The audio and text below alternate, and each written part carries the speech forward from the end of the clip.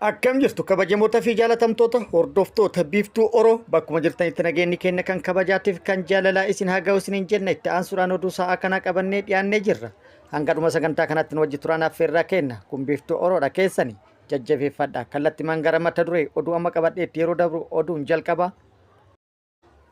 Caasaa fi waraanni mootummaa yeroo ammaa kana haala adda ta'een guutuu Oromiyaa keessatti ilmaan namaa umriin odoo hin daangessin gara dirree waraanatitti geessuudhaaf dirqamaan gara mana hidhaatii fi kuusaa garaagaraatti guuraa jira jechuudhaan hawaasni komii kaasee jira.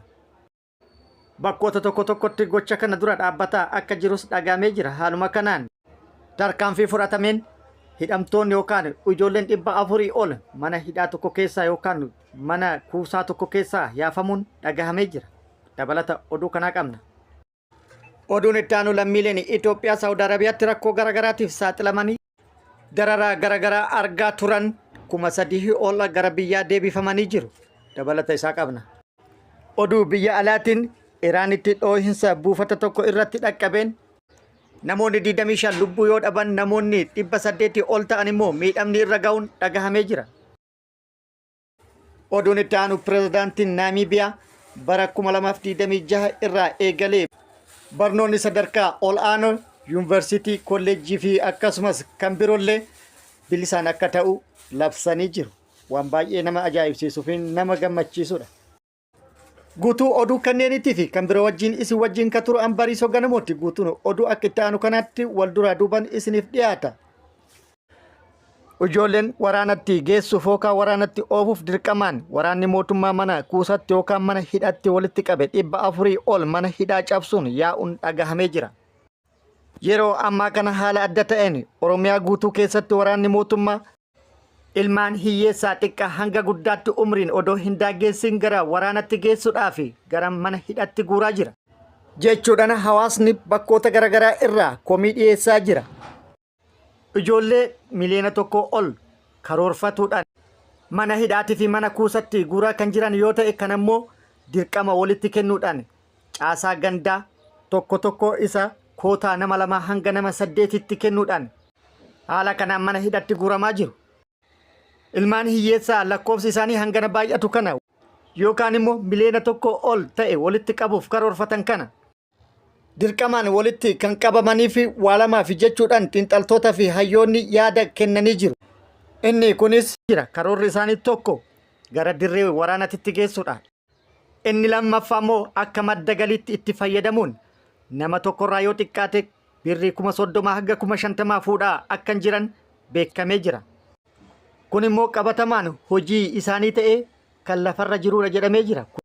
Dhugaan jirtuu fi dhugaan lafarra jirtu kana ta'e osoo jiru immoo mootummaan faallaa kana dargaggeessi walitti qabamaa jiru fedhiidhaan akka ta'e ibsaa jira yookaan immoo dargaggeessi fedhii isaatiin gara dirree waraanaa deemuu fi kan galmaa jiru akka ta'e beeksisee jira.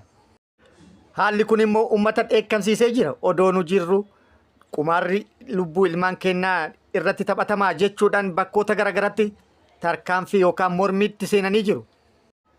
Hawaasnis tarkaanfii fudhateen bakkoota garaagaraatti mana ijoolleen itti guuraman cabsuudhaan ijoolleen isaanii akka yaatu taasisee jira. Asaasaa fi Haramayaan akka fakkeenyatti ka'uu ni danda'a.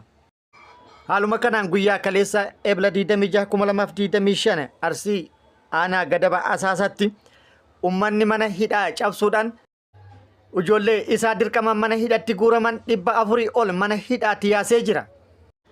Raayyaan ittisa biyyaallee tarkaanfii uummanni fudhate kana dura dhaabbatuudhaan guutuu magaalatitti dhukaasa banuudhaan jeequmsa uumee akka turee fi dhukaasa baneenis lubbuu namoota akka galaafate odeeffannoon achirraa nu geette ibsitee jirti. Yoo xiqqaate namoota 3 lubbuu akka galaafate odeeffannoon nu ga'e ibsee jira. Haaluma wal fakkaatuun Harargee bahaa Haramayaattis dargaggoonni yookaan ijoolleen mana hidhatti guuraman mana hidhaa cabsuudhaan yaa'uun dhagahamee jira. Aanaa Haramayaa ganda Awmeeraa jedhamutti ijoolleen humnaan walitti guuran yookaan mana hidhatti guuran cabsanii bahanii jiru. Aarii kanaan bulchaan milishaa tumee jira jedhan akkasumas aarii kanaan uummata irratti dhukaasa banuudhaan jeequmsa uumanii jiru jedhamee jira.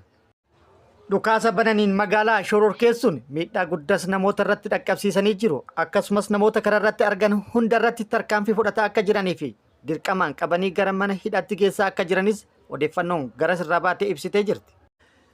Akkasumas Harargee lixaa aanaa Odaa Bultuum ganda Jaawisitti sababa ilmaan namaa dirqamaan gara raayyaa ittisa biyyaatti geessuudhaaf walitti guuramaa jiraniin walitti bu'iinsi uumamee jira.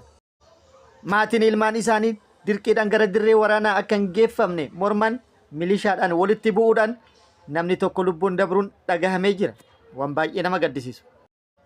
Walumaa galatti guutuu Oromiyaa keessatti wanti deemaa jiru kana. Abbaan ilmaan rakkate ilma isaa eessa akka geessu wallaalee jira. Ka harkaa qaban birrii 50,000 qabaatiin kallattiidhaan ilmi isaa gara dirree waraanatti geeffamaa jira. Yaaddoon guddaa fi rakkoon guddaan uummata mudatee jira. Dhimmi dirqiidhaan gara dirree waraanatti geessu kun ilmaan hiyyeessaa qofatti kan dhaabatu miti fakkaata. Hojjetaan mootummaallee dirqama gara dirree waraanaa deemuuf akka ta'u iccitiin keessoo mootummaatii baate ibsitee jirti. Hojjetaan mootummaa keessattuu barsiisan dirqamaan leenjii waraanaa fudhatee waraanaaf of qopheessuu akka qabu qajeelfamni gadi dhufuuf deema jedhamee jira. Hojjetalleen kan mallaqa qabu 50,000 san kennee kanaaf yoo ta'u kan hin qabne moo akkuma ilma hiyyeessaa gara dirree waraanaa kan fudhatamu akka ta'e karoorri karoorfamee jira jedhama. Oduun inni itti aanu lammiileen Itoophiyaa 3,000 ol ta'an gara biyyaa deebifamanii jiru. Lammiileen Itoophiyaa Saawud Arabiyaatti haala rakkisaa garaagaraa keessa turan 3,240 haala rakkisaa fi gadadoo keessa turan keessaa bahuudhaan gara biyyaa deebi'anii jiru. Lammiileen kunneen torbaan kana keessa balaliiwwan marsaa 9 gara biyyaa deebi'uu ragaan ministeera dhimma dubartootaa fi hawaasummaa ibsee jira. Ebla 3,2017 baatii kana keessa jechuudha eegalee hojiileen lammiilee Saawud Arabiyaatti haala rakkisaa keessa turan gara biyyaa deebisuu hojjetameen hanga ammaatti lammiileen 22,209 gara biyyaa deebi'uun eeramee jira. Oduu biyya alaatiin dhoohinsa guddaa buufata doonii Iraan keessatti dhaqqabeen namoonni 25 yoo du'an hedduun madaa'uun beekamee jira. Iraanitti dhoohinsa guddaa buufata doonii keessatti dhaqqabeen lakkoofsi namoota du'anii 25 yoo ta'u namoonni 800 ol yookaan namoonni 800 miidhamuun dhagahamee jira.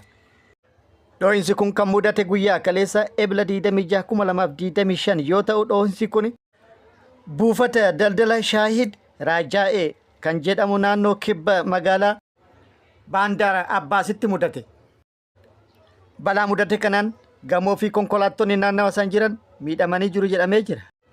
Namoota balaa kanaan lubbuu isaanii dhabanii fi madaa'aniin alattis namoonni 6 ammallee achi buutan isaanii dhabame jedhamee jira.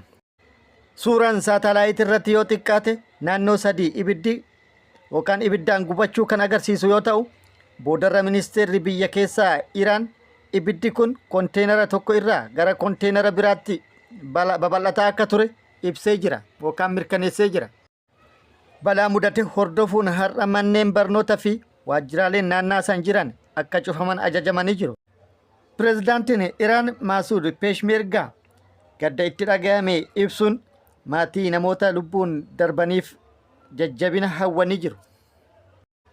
Oduun itti aanu kun oduu akka namatti tolu mootummaan Naamiibiyaa bara 2026 irraa eegale yuunivarsiitiiwwan kolleejjiiwwanii fi dhaabbileen barnoota ol'aanoo biyyattii marti bilisaan akka barsiisan ibsee jira.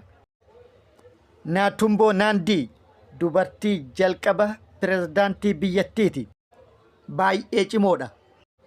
Bara 2026 irraa eegalee yuunivarsiitii fi kolleejjiiwwan dabalatee dhaabbileen barnoota ol'aanoo mootummaa biyyattii hundi kaffaltii malee akka ta'an beeksisanii jiru.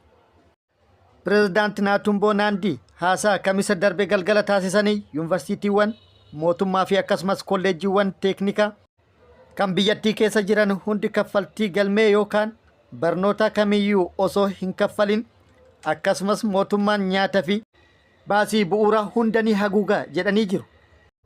Akkasumas warra kun hundi gargaaramee of dadhabaniif gargaarsi ni taasifamaaf jedhamee jira. Kana malees Naamiibiyaa keessatti barnoonni sadarkaa tokkoffaatii fi sadarkaa lammaffaa manneen barnoota mootummaa biyyattii mara keessatti bilisaan baratama jedhanii jiru. Pireezidaanti Naandii Ndaayitawaa umriin isaanii waggaa 72 erga filatamanii booda Naamiibiyaan guddina dinagdee cimaa argattee jirti jedhamee jira. Oduu ispoortiitiin dorgommii maaraatoonii London irratti atileet Tigist Asaffaa injifattee jirti.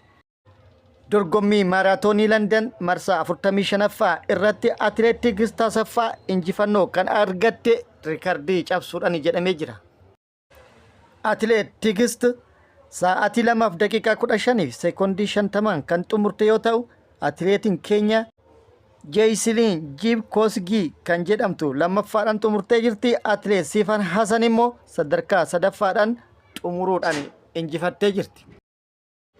Kabajamoota fi jaalatamtoota hordoftoota biiftuu Oroo oduun ammaaf qabadde kana hanga ammaa kana guutuu oduu wajjin isin wajjin kan ture ani Bariisoo Ganamooti. Hanga yeroo itti aanutti deebinee wal agarrutti nageenyi Rabbii isiniif haa baay'atu. Nagatti nuu turaan immoo hawwii kennaa nagatti nuu tura.